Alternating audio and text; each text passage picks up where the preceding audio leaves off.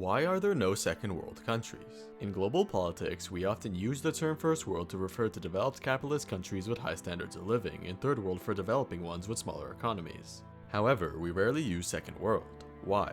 Originally, the first world and third world weren't related to a country's economic or living standards. Rather, it referred to where they stood during the Cold War, which is also where second world comes from.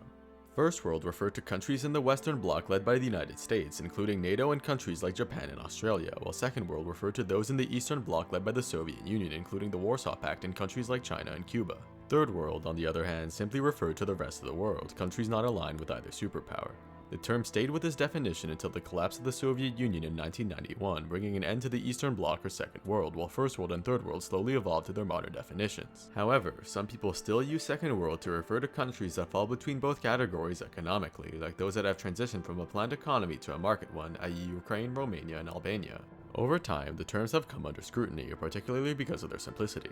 Some countries may have characteristics that apply to multiple, like a country with a great economy but a poor standard of living for the working class. Other aspects like inclusivity are also criticized. Because the terms are ranked in order, it may imply that some countries are better than others, even if this isn't true, reinforcing some old colonial-era beliefs.